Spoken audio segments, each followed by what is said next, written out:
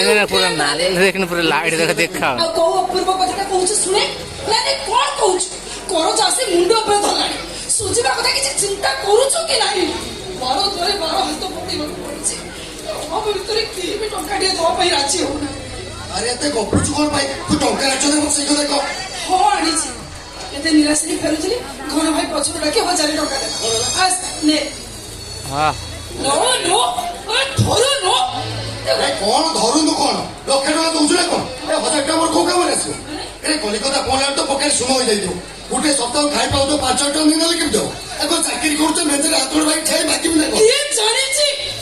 ତୁ ତ ହାତ ଗୋଡ଼ ଭାଙ୍ଗି ସେମାନଙ୍କ ପାଖରେ ଛିଡା ହବୁ କିନ୍ତୁ ମୁଣ୍ଡଟାକୁ ନେଇ ତମ ପାଦ ତଳେ ଥୋଇଦବୁ ସେ କଥା ତୁ ଜାଣିଛୁ ହେଲେ ମୁଁ କହିଦଉଛି ଶୁଣ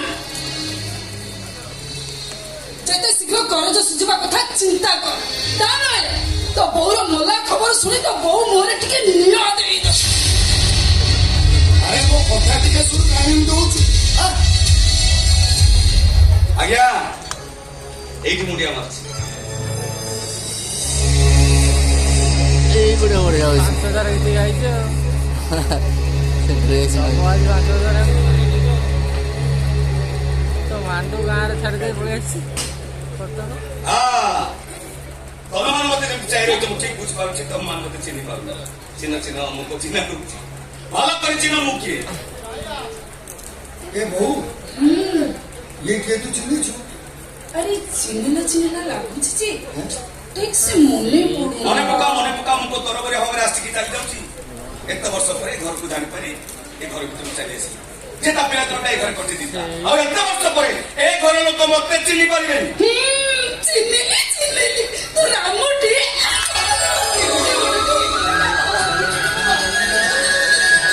ଲାଇଟ୍ रामाने बहु ये सही राम ଯେ ପିଲାଦିନେ ତୋ ସହିତ ଖେଳକୁଦ କରି ବଢିଥିଲା ସେଇ ଚାକର ନାରାୟଣ ଦାସର ପୁଅ ମୁଁ ରାମ ଦାସ राम तू आसीचु हेले एते दिन तू कोउठी और दाम घर तो केमती मने पड़ला ମୁଁ କଣ ଭୁଲି ଯାଇଥିଲି କି ମନେ ପକେଇଥାନ୍ତି ଏସବୁ ସମୟ ରଖେ ଭଗବାନଙ୍କ ନିର୍ଦ୍ଦେଶରେ ଆମେ କିଏ କୋଉଠି ଅଲଗା ହେଇଯାଇଥାଉ ଏଠୁ ଗଲାବେଳେ ବାଟରେ ମୋ ବାପାଙ୍କୁ ପଚାରିଥିଲି ବାପା କିନ୍ତୁ ମତେ ବୁଝେଇ ଦେଇଥିଲେ ଚାକର ମାନଙ୍କର କୌଣସି ନିର୍ଦ୍ଦିଷ୍ଟ ଘର ନଥାଏ ମାଲିକ ବାସନା ତା ଘରକୁ ନିଜ ଘର ଭାବି ତାଙ୍କରି ଘରେ ପଡି ରହିବାକୁ ପଡେ ଆଉ ଯୋଉଦିନ ମାଲିକ ଚାକର ଆବଶ୍ୟକ କରନ୍ତିନି ସେମାନଙ୍କୁ ଘରୁ ବାହାର କରିଦିଅନ୍ତି ଆଉ କଣ କରିଥାନ୍ତି ତୁ କହୁନ ମୋହନ ବାପା ତ ହାଟ ଫେଲେ ଚାଲିଗଲେ ସେ କୋଉ ସରକାରୀ ଚାକିରିଟେ କରିଥିଲେ ଯେ ତାଙ୍କୁ ଯିବା ପରେ ମତେ ସେ ଚାକିରିଟେ ମିଳିଥାନ୍ତା ସେଇଥିପାଇଁ ମୁଁ ବୁଝେଇ ସୁଝେଇକି ନାରଙ୍କୁ ଏ ଘରୁ ବିଦା କରିଦେଲି ଚୁକୁକୁ ବାପା ଜାଗା ଗୋଟେ କିଣି ଘର କରିଥିଲେ ବୋଲି ତା ନହେଲେ ମା ପୁଅ ଦିଟା ଏବେ କୋଉ କୁଲି ବସ୍ତିରେ ଯାଇ ମୁଣ୍ଡ ଗୁଞ୍ଜିବାକୁ ମାଉସୀ ଏ ରାମୁ ନାରାୟଣ କେମିତି ଅଛି ବାପା ଅକଳ ଅଛନ୍ତି ମାଉସୀ ମାନେ ବାପା ମତେ ଛାଡି ଚାଲିଗଲେଣି କହୁଛୁ ତୁ ଏଠୁ ଗଲା ପରେ ଆମେ 2-4ଟା ଜାଗା 5-6 ମାସ କାମ କଲୁ ତାପରେ ଆମକୁ ଜଣେ ଭଲ ମାଲିକ ମିଳିଗଲେ ତାଙ୍କରି ଘରେ କାମ କରୁଥିଲୁ ବାପା ମତେ ଛାଡି ଭଗବାନ ଆଉ ବାପା ଚାଲିଗଲା ପରେ ଆଜି ଯାଇ ତାଙ୍କରି ଘରେ ଚାକରି ହାତରେ ପଡିଲୁ ଆଉ ତ ପାଠ କେମିତି ପଢିବି ଏଇଠି ଥିଲାବେଳେ ତୋ ସହିତ ମିଶି ଯେତିକି ପାଠ ପଢିଥିଲି ସେତିକିରେ ପାଠ ପଢା ଶେଷ ଆଉ ତୁ ତ ବହୁତ ପାଠ ପଢିଥିବୁ କଣ କିରେ ଚାକିରି ବାକିରି କଲୁ ନା ନାହିଁ अरे कलिकता गोटे कंपानी सुपरवाइजर चाकरी पाई मो आसंता काली सेठी की जीवी ଭଲ ହେଲା ଯେତେ ଶୀଘ୍ର ଚାକିରି କଲେ ମାଉସୀ ମୁଣ୍ଡ ଚିନ୍ତା ଦୂର ତୁ ମାଉସୀ ମଲେ ଯାଇ ତା ମୁଣ୍ଡରୁ ଚିନ୍ତାଟା ଦୂର ମାଉସୀ କାହିଁକି ସେ ଅଶୁଭ କଥା ତୁମେ ଘଟ କହିଲା ବଢା ଲାଇଟ୍ ଚାକିରି ମିଳିଗଲାଣି ତାପରେ ତା ବାହାଘର ହବ ତାପରେ ରାତିରେ ଘରଟା ପୁରା ପୁରୀ ଉଠିବ ଥାଉ ଆଉ ଏତେ ସ୍ୱପ୍ନ ଦେଖିବା କିଛି ବି ଦରକାର ନାହିଁ ଆଚ୍ଛା ତୁ କହିଲୁ ରାମୁ ଏ ଅଭାବ ଅନଟନ ଭିତରେ କେହି ବି ଟଙ୍କାଟିଏ ଦବା ପାଇଁ ମତେ ରାଜି ହଉନାହାନ୍ତି କିନ୍ତୁ କଷ୍ଟରେ ମୁଁ 1000 ଟଙ୍କା ଆଣି ଟଙ୍କାକୁ ହାତରେ ଧରେଇଛି କିନ୍ତୁ ମୁଁ ଭୁଲେଇଛି ଟିକେ ବୁଝେଇବୁ ମାଉସୀ ଠିକ କହୁଛୁ ଧର୍ମ ଏ ମାଉସୀଙ୍କ ଉପରେ ତୋର ବିରକ୍ତ ହବା ଉଚିତ ନୁହଁ ଶୁଣ ଯେତେ ଶୀଘ୍ର କରୁଛୁ ଚାକିରି ବାକିରି କରି ଧାର କରିଛୁ ସୁଝିରେ ତାପରେ ମାଉସୀଙ୍କ ମୁଣ୍ଡରେ ଚିନ୍ତା ଦୂର मु करछ कथा मने करछ एने चाकरी जाऊ तो हाथ खर्च करे टंका नाही ହାତ ଖର୍ଚ୍ଚ କରିବା ପାଇଁ ଟଙ୍କା ନାହିଁ ना ତୁ ଜଗାଗ୍ରସ୍ତ ମୁଁ ତତେ କିଛି ଟଙ୍କା ଦେବି कोण है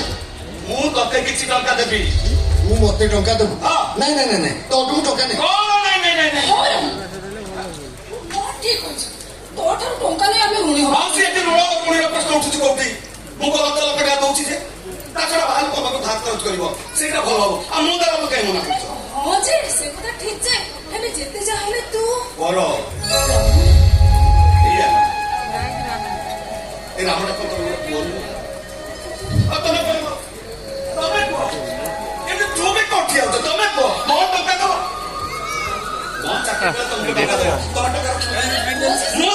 ମନା ରାମ କଥାଟା ତୁ କମ ତୁ କହ ଏତେ ଥିଲାବେଳେ ଭଲରେ ମନ୍ଦରେ ଚକଲେଟ ଆଇସ୍କ୍ରିମଟା ଖାଇବା ପାଇଁ ତୁ କଣ ମତେ ଟଙ୍କା ଦେବୁ ମନା କରୁଛୁ ଆଜି ମୁଁ ଦେଲା ଲୋକେ ମନା କରୁଛ ଲାଇଟ୍ ପଡୁଛି ପୋଡ଼ା ଲାଇଟ୍ ହଉ ହେଲା ତୁ ମୋ ଭାଇ ହେଲା ଟଙ୍କା ମତେ କହ ଏତେ ଟଙ୍କା ତ ମତେ କୋଉଠୁ ଆଣିକି ଦେବୁ ତୁ ମୋ ଟଙ୍କା ଦେବୁ ସାଙ୍ଗରେ ଆମେ ତତେ ଦବା ପାଇଁ ଆଣିନଥିଲି ହେଲେ ତୋରି ପାଇଁ ମୋ ମାଲିକଠୁ 5,000 ଟଙ୍କା ବାଜିছে କଥା କିଛି ବୁଝିପାରିଲି ଏତେ ବର୍ଷ ପରେ ସଂଗ୍ରାମ ତା ପାଇଁ ହୁଏ ପେନସନ କିଣା ନ ହଉ ପେନସନ କିଣା ନ ହଉ ମୋ ରାସ୍ତା ଖର୍ଚ୍ଚ ବାବଦକୁ ଯେତିକି ଟଙ୍କା ଦରକାର ସେତିକି ଟଙ୍କା ରଖି ଅବଶିଷ୍ଟ ଟଙ୍କା ନେଇ ମହଲ କଲିକତା ଯିବ ଆଉ ଏଇଟା ଗୋଟେ ଉପହାର ହେଇଯିବନି କଣ ଏସବୁ କହୁଛୁ ଆଉ କିଛି ବୁଝିବା ଦରକାର ନାହିଁ କିଛି ବୁଝିବା ଦରକାର ନାହିଁ ମୋ ରାସ୍ତା ଖର୍ଚ୍ଚ ବାବଦକୁ ଯେତିକି ଟଙ୍କା ଦରକାର ସେତିକି ଟଙ୍କା ରଖି ଅବଶିଷ୍ଟ ଟଙ୍କା ନେଇ ମହଲ କଲିକତା ଯିବ କିନ୍ତୁ ରାମ ମାନେ ମନା କର ନା ରେ ମନା କର ନା ଏ ଦୁନିଆରେ ଆମର ନିଜର କେହି ଅଛି ବୋଲି ମତେ ଟିକେ ଅନୁଭବ କରିବାକୁ ଦେ କିନ୍ତୁ ମନା କରନି ମାଉସୀ ମନା କରନି ଏ ପ୍ରେମ ପ୍ରୀତିର ହାତକୁ ଆସି ପ୍ରେମ ପ୍ରୀତିକୁ କିଣା ବିକା କରନି ତମ ଅର୍ଥ ଆରେ ପ୍ରେମ ପ୍ରୀତିର ହାଟ ଏସବୁ କଣ କହୁଛୁ ତୁ କିଛି ଏ ଦୁନିଆଟା କଣ ଗୋଟେ ପ୍ରେମ ପ୍ରୀତିର ହାତ ନୁହଁ ମାଉସୀ ନହେଲେ ବି ତମ ଘରର କିଛି ଅଛି ତମ ବାପା ଚାକର ଭଳି ଦେଖୁଥିବ ନା ମତେ ଚାକର ପୁଅ ଭଳି ବ୍ୟବହାର କରୁଛ ମାଉସୀ ତମ ସ୍ନେହମତାର ପହଁତା କଣ ମୋ ମୁହଁକୁ ଛୁଇଁନି ୟାକୁ ତ କୁହନ୍ତି ପ୍ରେମ ପ୍ରୀତିର ବନ୍ଧନ ଯୋଉ ବନ୍ଧନରେ କିଛି ସ୍ୱାର୍ଥ ଆଜି ସେଇ ବନ୍ଧନରେ ମୁଁ ନଥିଲା ବେଳକୁ ତମମାନେ ମନା କରୁଛ କାହିଁକି ହାତ ଧରୁଛି ମାଉସୀ ଭୁଲିଦିଅ ମାଉସୀ ତମ ପ୍ରେମ ପ୍ରୀତି ମନ୍ଦିର ଦ୍ୱାର ଦେଖିବ ଏ ସ୍ନେହ ଭିକାରୀ ରାମ ଏ ବାବା ତୁ ବି ଖୋଲିଲେ ତମ ପ୍ରେମ ପ୍ରୀତି ମନ୍ଦିର ଦ୍ୱାର ଦେଖିବୁ ଏ ରାମ କେମିତି ଗାମୁଛା ପତେ ବିକି ଚାଲିଛି ବିରକ୍ତି ହାତରେ ପ୍ରୀତି ମାଗ ମନ ଖୋଜୁଥାଏ ସଦା ପ୍ରୀତିର